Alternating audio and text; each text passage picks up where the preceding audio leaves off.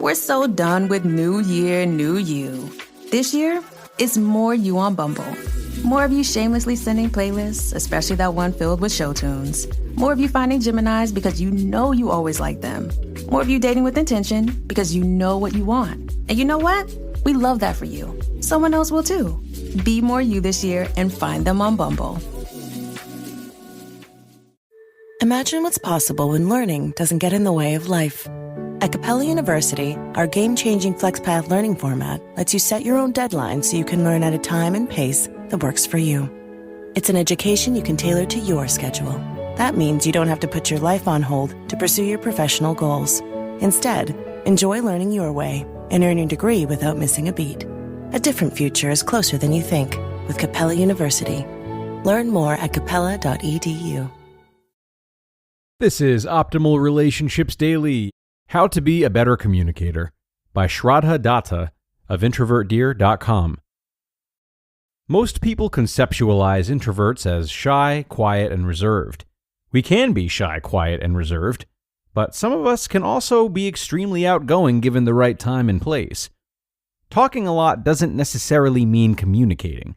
Just like there can be many ways of expressing art, through painting, telling stories, singing songs, dancing, and so on, there can be many ways of communicating. Communication is an art, and we introverts may have an unconventional way of doing it, whether it's talking or listening. People communicate with you at ease or with difficulty based on the following points: charm, the quality of being engaging and compelling; charisma, the influence you have on people; body language, the way you sit, stand, your posture, etc.; mood, whether you're happy, depressed, or feeling empty; interests, if you have anything in common with the other people; character, your actions define who you are; environment, the situation, whether it's a conversation with a big group or a one-on-one, a situation of lightheartedness or seriousness; and reputation, what they know about you, how they've seen you communicate.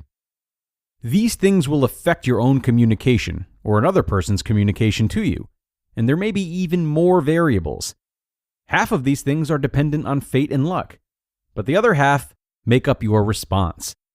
Keeping these points in mind, it should help us to evolve our sense of communication. Introverts are good at listening. We love listening when a person genuinely speaks about something about which they're passionate. We hate it when it becomes small talk. Extroverts love to talk, whether it's big talk or small talk, as that's how they attain energy. Introverts can talk very little or a lot about things about which they're passionate. To evoke this sense of passion in introverts or extroverts, ask them questions. People love being asked questions, as it makes them feel like the other person is interested in them. When they start answering, it gives us introverts an opportunity to listen, not by asking, "What's your favorite color?" but by asking things like, "What do you aspire to be?" or "What are your favorite hobbies?" Tip: try to avoid controversial topics unless you know the other person well.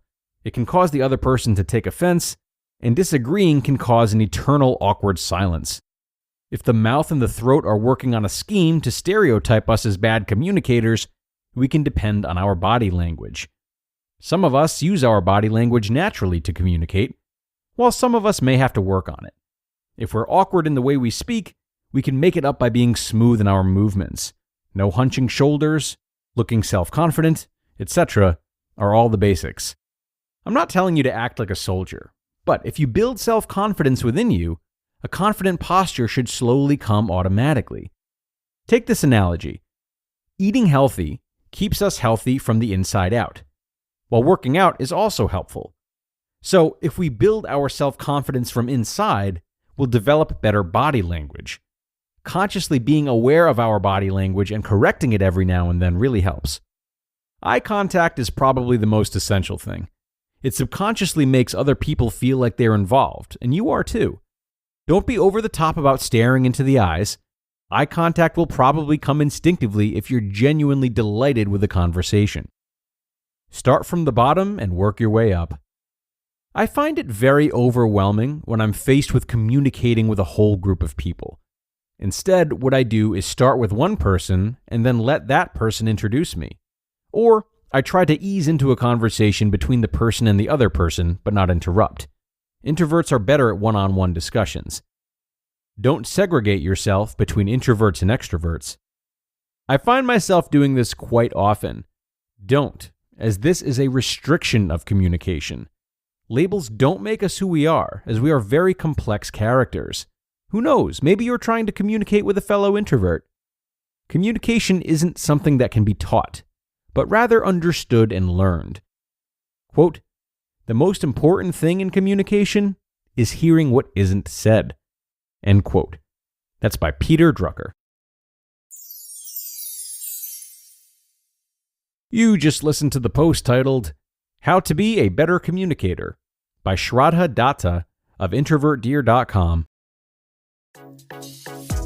Nordstrom brings you the season's most wanted brands. Skims, Mango, Free People, and Princess Polly. All under $100. From trending sneakers to beauty must-haves, we've curated the styles you'll wear on repeat this spring. Free shipping, free returns, and in-store pickup make it easier than ever. Shop now in stores and at Nordstrom.com. Oh, sheet. Honey, chill. It's just laundry. Not that. I'm talking about these Arm & Hammer Power Sheets. All the power of Arm & Hammer laundry detergent in a convenient tossable sheet. Oh, sheet. That's what I'm saying. And Arm & Hammer Power Sheets deliver an effective clean at a great price. Think of all the laundry we'll do. And all the money we'll save. Oh, sheet. Arm & Hammer, more power to you. And a wonderful article today out of Introvert Dear. Thank you to Shraddha for writing this up and allowing us to share. Now, I really love the note about asking people questions that go beneath the surface. I agree that this is such a great way of interacting with people and, frankly, giving them a space to express themselves that they often don't get. And because of that, there may at least be some confusion, maybe some resistance at first, which is okay. But one way to help people through that and to let them know that it's safe to open up is to set the example and open up ourselves. There's nothing that encourages others to be vulnerable and really show you who they are like doing the same thing for them. And they'll feel safe when they see you leading the way. It might take some time, but you leading the way is an essential part of it.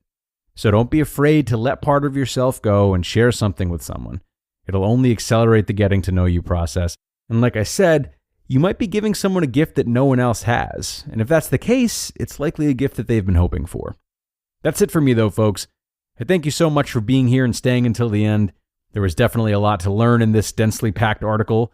So sit and contemplate it, and be sure to come back tomorrow when we're going to do it all over again, where your optimal life awaits.